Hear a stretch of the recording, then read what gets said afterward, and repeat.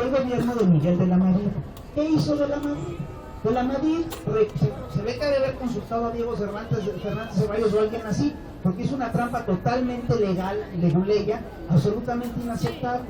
Lo que hizo de la Madrid fue empezar afectando lo que son la petroquímica secundaria. Era muy importante dentro de Pemex la petroquímica secundaria, y lo que hizo de la Madrid es considerar que había toda una serie de productos que son base de la petroquímica secundaria, que ya no eran petroquímica secundaria. ¿Quién dijo que no eran parte de la petroquímica secundaria? ¿Lo dijeron químicos? ¿Lo dijeron ingenieros químicos? ¿Lo dijeron expertos en petroquímica? No, lo dijo el presidente. Y de esa manera pasaron a manos privadas toda la petroquímica secundaria. Y luego vino Carlos Salinas de Gortari. El principal obstáculo, a pesar de todo, para la privatización del petróleo era el Sindicato de Trabajadores Petroleros de la República Mexicana. Ese es un sindicato histórico. Ese es el sindicato que había provocado la huelga que llevó a Cárdenas a la expropiación petrolera. Y era un sindicato que ya para tiempos de López Portillo estaba muy descompuesto, hay que aceptarlo.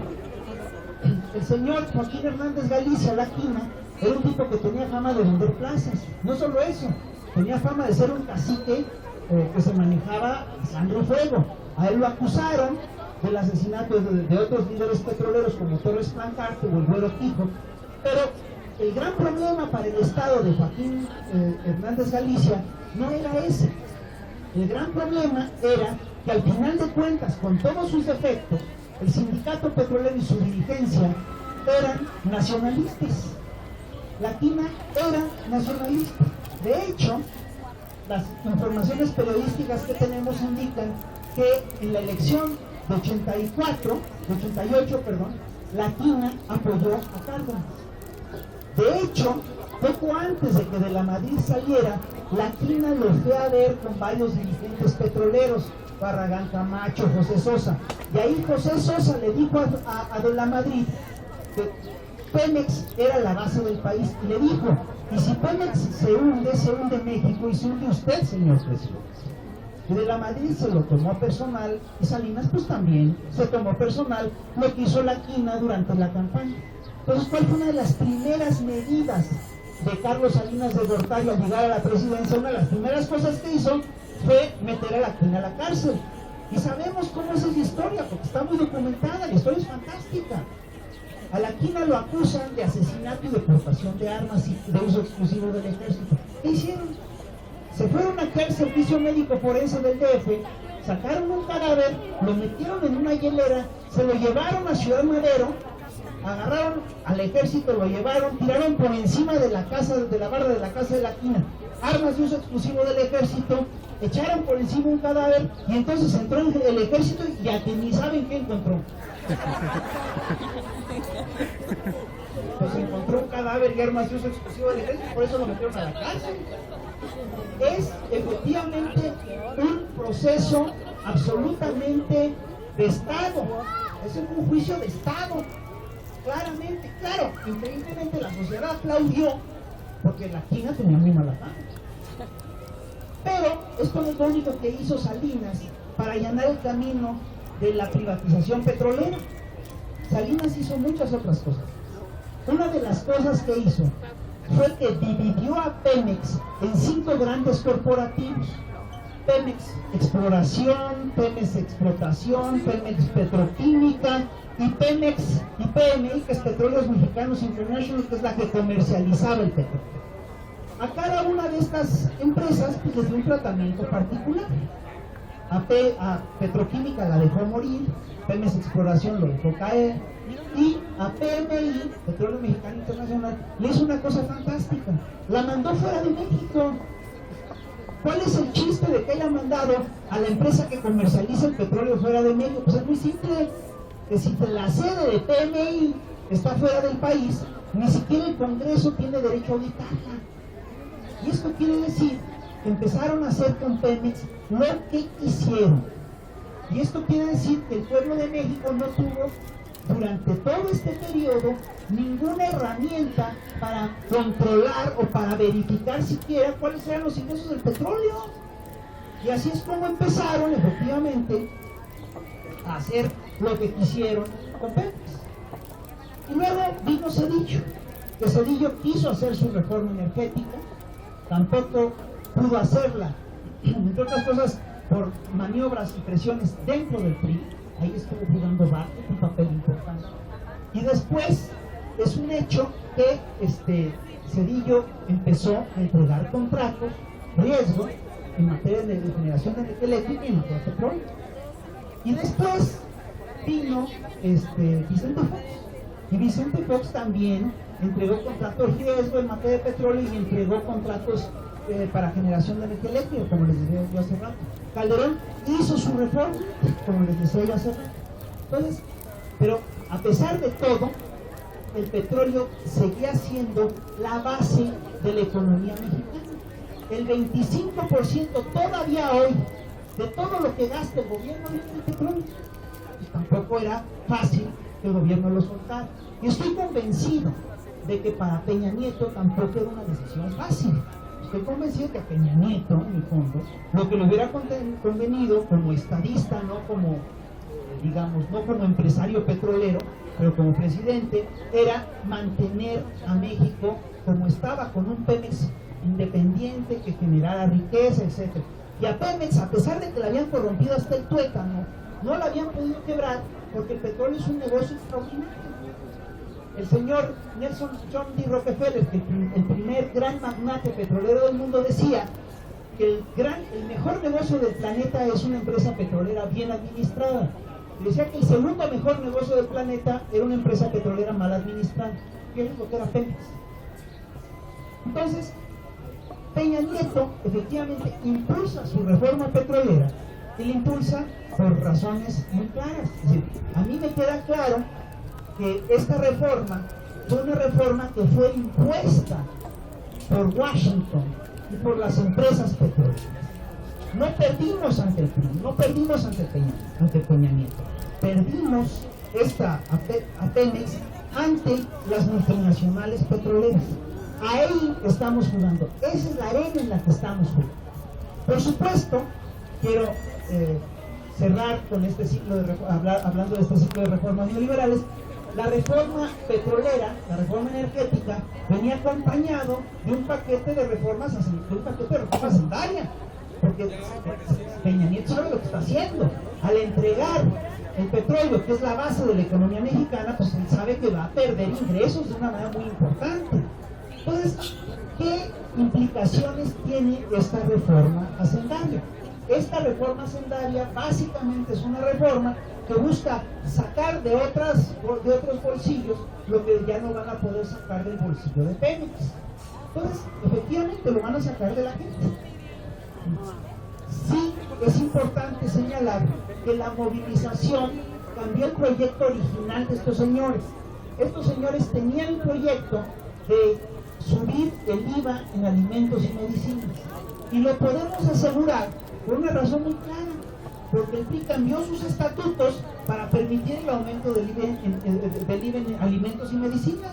Pero si no los iba a cambiar, si no los iba a aprobar, pues ¿para qué los cambia? ¿Para qué cambia sus estatutos? Se queda tan tranquilo y no pasa nada. Pero los cambió porque tenían esa intención. Estaba clarísimo que eso es lo que iban a hacer. No lo hicieron porque vieron que la gente se empezó a movilizar, y para desmovilizar a la gente quitaron de la mesa el IVA en alimentos y medicinas. Ahora bien, ¿qué ha pasado con la reforma energética de Peña? Lo que ha pasado es muy serio. En primer lugar, es un hecho que esa reforma no cuenta con el apoyo, ni siquiera con la aceptación mayoritaria de los mexicanos. A mí lo que prueba de ello para mí es el hecho de que ahorita todavía está en una campaña muy agresiva tratando de convencernos de que esas reformas son buenísimas. Si ya las aprobaron y si la gente está de acuerdo, ¿para qué chingados hacen su campaña? Lo único que me explica que hagan la campaña es que han hecho sondeos y que los sondeos dicen que la gente no está de acuerdo con esa reforma. Por eso hacen esa campaña. Y la finalidad de esa campaña es bajarle puntos a los niveles de desaprobación de la reforma. Quieren desmovilizarnos a posteriori. Eso es lo que quieren hacer. Ahora bien, en esta campaña nos dicen cosas muy curiosas. Nos dicen que gracias a la reforma energética va a bajar la luz y el gas y la gasolina. Pero la reforma es buenísimo, porque hacen esta cosa y lo primero que hicieron el 1 de enero es dar otro gasolinazo. Pues no me chinguen. Digo, la verdad, yo entiendo que si quieren ser cínicos, que no sean tan trompudos, porque se nota luego lo que están haciendo. Dicen el argumento que manejan tanto el PAN como el PRI como los noticieros, como los anuncios a favor de que va a bajar los precios del gas, la luz y la gasolina, son argumentos que nos han esgrimido durante décadas y que sabemos que no funcionan. Nos dicen que va a bajar el gas, la luz y la gasolina porque va a haber libre competencia y entonces la libre competencia va a hacer que los precios bajen. Sabemos que en el neoliberalismo mexicano no hay libre competencia. Lo que hay son monopolios de diversos tamaños que se ponen de acuerdo a la hora de exprimir al consumidor. Esto lo vemos claramente en los bancos. Tú puedes ir a un banco y te dan una cuenta interbancaria y luego te hablan de otro banco y te dicen, no, nos te damos una tasa mejor, más tal, entonces te cambias al otro banco y te dicen, híjole, mano, pero no le podemos hacer el acuerdo a usted porque hay un acuerdo interbancario. Entonces, los monopolios, lo sabemos, se ponen de acuerdo. Para eso son monopolios. Eso es una de las... Es decir, hay una contradicción esencial en la lógica neoliberal. El discurso dice que llama a la libre competencia y en la práctica lo que se han consolidado son monopolios. Y los monopolios los sabía Adam Smith desde que descubrió las lógicas del libre mercado. Los monopolios son, digamos, que la muerte del libre mercado. Entonces, sabemos que en enero hubo gasolinazos. No solo eso, en la reforma hacendaria aprobada después de la reforma energética, se preveían gasolinazos hasta el 2016. Ahora nos anuncian que los paran, porque yo creo que ya se dieron cuenta que es un poco gordo que te hagan una campaña publicitaria diciendo que te van a bajar la gasolina y que en los hechos te la suban. Entonces, esa medida de congelar los gasolinazos es una medida estrictamente cosmética. Está hecha para taparle el ojo al macho y claro, es decir, todavía está, como está aprobado en la reforma hacendaria, en cualquier momento nos vuelven a dar los gasolinazos. Cuando se acabe su campaña, yo creo que van a empezar los gasolinazos. Del mismo modo, no se confíen, en cuanto puedan, van a poner el IVA a alimentos y medicinas. Eso lo tienen en cartuchera, es algo que tienen previsto. Y ahora, yo les quiero decir una cosa sobre los gasolinazos. Yo creo que tenemos que entender, entre otras cosas, que los gasolinazos no solamente que los gasolinazos, entre otras cosas, fueron parte de la campaña y del programa para hacer la reforma energética. ¿Por qué? Porque México es un país petrolero. El precio de la gasolina antes era un precio bajo en relación al mercado internacional porque era una gasolina subsidiada por el Estado mexicano, lo cual tenía su razón de ser en vista de que era un país petrolero y que la gasolina ayudaba a mover a todo el país y era una forma de controlar la inflación, etc.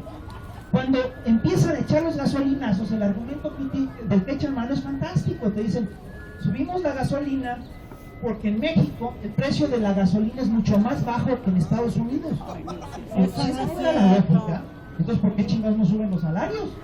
Porque son mucho más bajos en México que en Estados Unidos. No, suben la gasolina por la razón sencilla de que esta fue una forma de acostumbrarnos o de llevar la gasolina mexicana a las lógicas del libre mercado.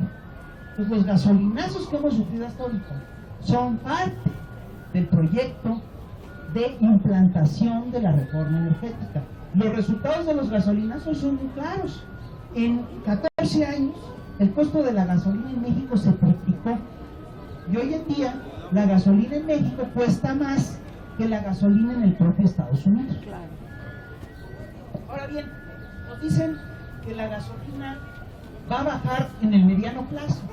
Pues miren, les digo una cosa, si la gasolina no baja en el corto plazo, cuanto menos en el mediano y cuanto menos en el largo. Por una razón muy sencilla, porque el petróleo a nivel mundial se está acabando. Contrariamente a lo que dicen las grandes empresas petroleras, en el mundo no hay reservas petroleras para 53 años. Un estudio reciente de un experto británico que se llama Richard J. Miller, que trabaja para la British Petroleum, que declaró en el Guardian. Un estudio reciente nos dice que todas las reservas petroleras mundiales van en declive. Por eso les surgió a los pinches gringos que les entregamos el petróleo ya. Perdón. ¿Ve qué? Entonces, si nosotros vemos las cuentas, vamos a ver que todo indica que el petróleo, que las reservas mundiales de petróleo se están acabando. Richard Miller decía una cosa muy interesante, dice, está creciendo tanta la demanda del petróleo, que para cubrir la demanda del petróleo que están haciendo necesitamos tener las reservas de Arabia Saudita cada año. Claro, una nueva Arabia Saudita cada año, claro. Es un hecho que se encuentran nuevas reservas petroleras, pero se está aumentando más rápido la demanda de petróleo que las reservas que se encuentran, es muy claro. Y no solo eso, sino que el grueso de los campos petroleros tradicionales están acabándose. Así como se está acabando en México el Cantarell, se están acabando todos los campos petroleros. Así está funcionando el asunto. Y el problema tiene que ver, obviamente, con el cómo está organizado este mundo para producir y para moverse. Para que se den una idea, en 2009 había en el mundo solo 980 millones de vehículos. En 2010 ya circulaban 1.015 billones de vehículos. El crecimiento es brutal. Ya hay un coche por cada 7 personas. Es una barbaridad. El planeta ya no aguanta estas leyes. Y el agravante para la industria petrolera es que esta industria petrolera, el agravante para Occidente primero, es que no ha encontrado alternativas a la industria petrolera. No las ha puesto en práctica, porque confiaban que iba a haber fuentes alternativas de petróleo. Pensaban que había gas shale y que el petróleo esquisto los iba a sacar del apuro y todo eso. Y entonces incluso estos señores presumían de que Estados Unidos iba a ser una gran potencia energética mundial, porque de ahí había un montón de petróleo esquisto y de ahí iban a sacar. Pues ¿qué creen que pasó? Que el petróleo, explotación de estas fuentes alternativas de petróleo fue un fracaso. Es decir, cuestan carísimo, son poco rentables, generan inseguridad, son súper contaminantes, es decir, no han encontrado todavía cómo explotar el petróleo esquisto bituminoso. Ese es el problema. Entonces les desplomaron estas reservas. Y el problema es serio, entre otras cosas, porque el capitalismo a nivel mundial es absolutamente adicto al petróleo. Ahora bien, yo les quiero decir una cosa. La quema masiva de petróleo como energético es una estupidez. Es decir, el petróleo, se puede hacer muchas cosas con el petróleo. Se pueden hacer fertilizantes, se pueden hacer plásticos, se pueden hacer telas, tejidos. Lo usamos de la manera más estúpida. Lo usamos para quemarlo. Y esta quema masiva de petróleo, por supuesto que tiene al mundo al borde de una catástrofe ecológica. Es lo que está detrás del calentamiento global, es clarísimo. Ahora ven, en vez de buscar fuentes de energía más limpias, el capitalismo se mantiene explotando el petróleo porque es lo más rentable que hay. Ahora bien, yo quiero decirles una cosa. El problema del petróleo para Estados Unidos, el abastecimiento de petróleo para Estados Unidos es particularmente grave, porque de todo el petróleo que se consume en el mundo, Estados Unidos se consume el 25%. 1 de cada 4 barriles de petróleo se lo toma Estados Unidos. Y Estados Unidos sabe que si el precio sube, se va a meter en un pleito, como va a subir, se va a meter en un pleito de financiero brutal, una crisis económica severa. Por eso es que Estados Unidos ha buscado hacerse de todas las grandes reservas petroleras mundiales. Por eso es que Estados Unidos emprendió la guerra contra Afganistán, para hacerse de las reservas petroleras que están atrásito de Afganistán. Hizo la guerra en Afganistán para construir un oleoducto que pasa por de Afganistán al mar. Para eso fue. Por eso hizo la guerra contra Irán. Por eso está abriendo la guerra contra Siria. Por eso, entre otras cosas, presionó a México para que le entregáramos el territorio. Así de. El problema, por supuesto, es que para Estados Unidos era estratégico controlar el petróleo mexicano, pues para nosotros también. El costo que va a tener para México esta entrega del petróleo es brutal. Es absolutamente brutal. Un primer análisis indica pues que perdimos dinero, que perdimos ingresos, que perdimos futuro, que perdimos la posibilidad de desarrollarnos a partir del petróleo, que perdimos soberanía, y un análisis más profundo dice que ya nos dieron el mar. Así de simple. Ahora bien, yo quiero decirles una cosa. ¿Qué nos queda por hacer? Es decir, ¿es el momento de desorganizarnos? Ni madre. Es el momento de acelerar la formación de cuadros, la formación de gente, y es el momento de defender al país más que nunca.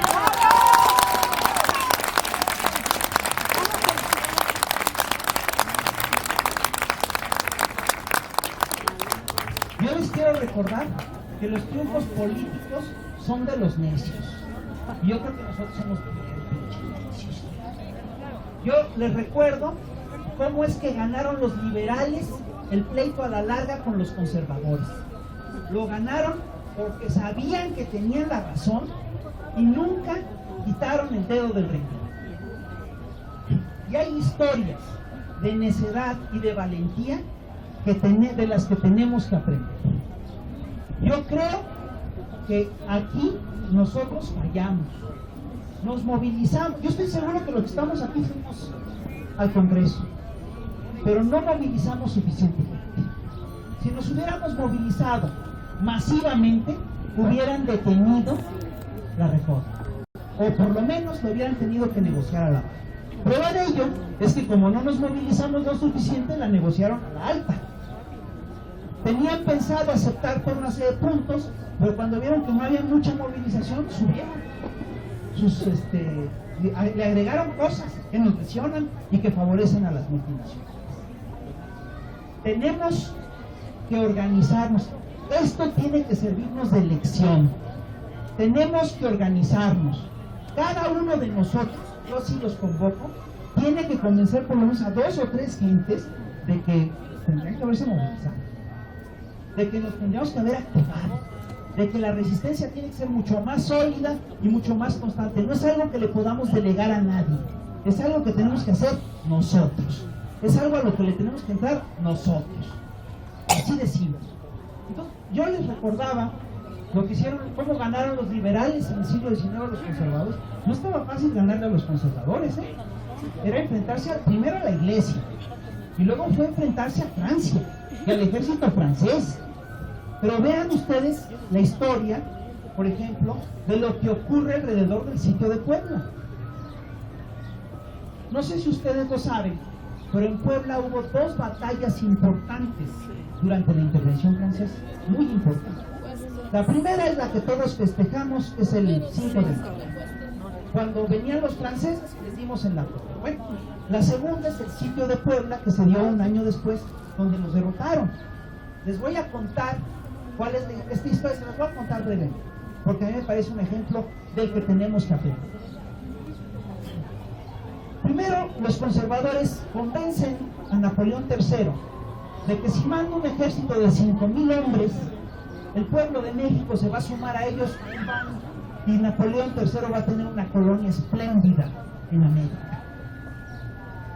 Napoleón se convence y manda a un cuerpo de 6,000 soldados franceses bajo el mando de un militar que es el conde de Lorenzés. El conde de Lorenzés llega al puerto de Veracruz, luego llega al altiplano, y cuando empieza la guerra empieza a avanzar hacia la Ciudad de México y va ganando batallas. Y parece ser, porque además lo apoyan obviamente las tropas conservadoras, y va ganando batallas hasta que llega a las afueras de Puebla, donde el general Zaragoza le pone una felpa terrible. No se le esperaban, ni el general Lorenzés ni Zaragoza. No nos lo esperábamos, pero nos fundimos y se tuvieron que regresar. Cuando Napoleón se entera de la derrota, Napoleón duda en si retirar a las tropas o en mandar refuerzos. Y su embajador aquí, que es el conde de Saligny, el Dubois de Saligny, lo convence de que mande más tropas. Entonces Napoleón ya no manda 6,000 soldados, manda 30,000, 5 veces más. Se lanzó. Pero no solo eso, sino que a esos 30,000 se sumaban más de 10,000 gentes de la tropa de Márquez y de Miramón, de los conservadores. Entonces un ejército como de 40 y tantas mil gentes, cerca de 45,000 gentes. Y se acuerda que va a haber una batalla decisiva en Puebla, porque Francia quiere lavar su honor. Y los liberales organizan un sitio en Puebla y fortifican la ciudad, y ponen fuertes en las esquinas, y en fin, se organizan y logran reunir y armar un ejército de solo 25,000 mexicanos, casi la mitad de las tropas francesas. A los franceses les toma meses llegar de Veracruz a Puebla, pero llegan en abril del 60 y emprenden el sitio. Y ellos piensan que van a entrar, pero rapidito, y no entran. Y los mexicanos se defienden, y se defienden durante semanas.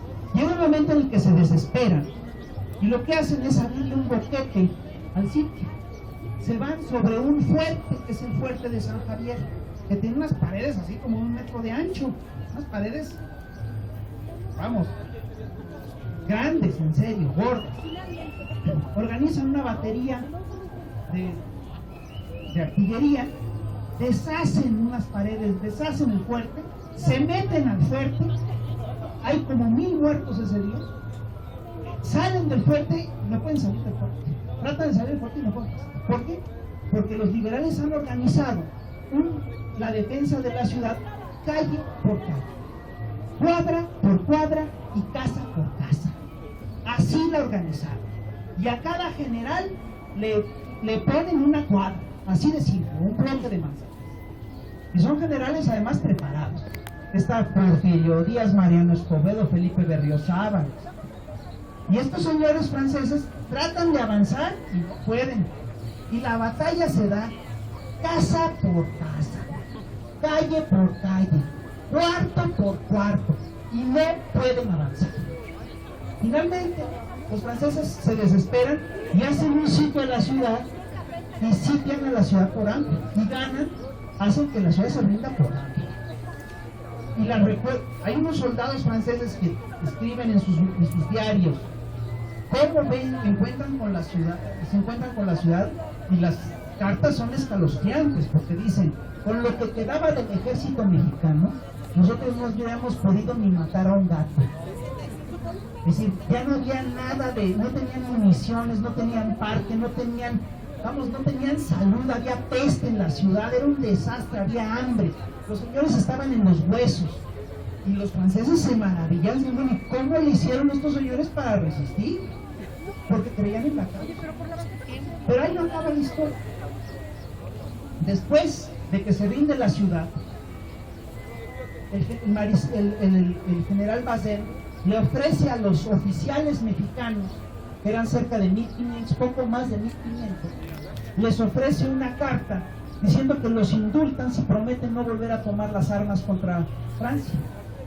De 1,550 o 20 y tantos oficiales, ¿saben ustedes cuántos se niegan a firmar la carta? 1,500. Prácticamente ninguno firma. Y entonces lo que procede a hacer el ejército francés es a embarcarlos a Francia, los lleva en cuerda hacia Veracruz para que se vayan a Francia.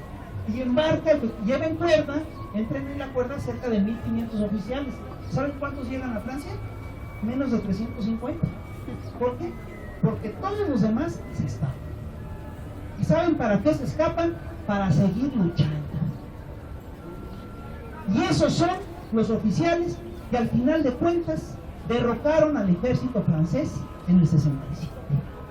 La historia de Porfirio Díaz en ese sentido es paradigmática. Él se escapa en Puebla y se va a Querétaro a ver a Juárez. Y Juárez lo nombra general en jefe del Ejército del Sur, con el conque de que no hay ejército, lo único que hay es sur, y el pinche nombramiento, y no hay dinero. Y Porfirio Díaz se va a caballo como puede hasta Acapulco, y en Acapulco ya reunió un grupo de 2,000 gentes y toman el puerto. Y luego se va a Oaxaca y toma la ciudad.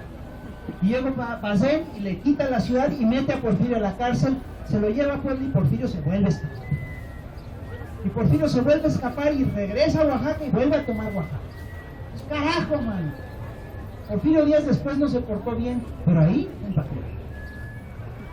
Tenemos que tomar nota de lo que hicieron los liberales mexicanos y tenemos que rescatar al país como lo rescataron ellos. Es todo lo que quiero.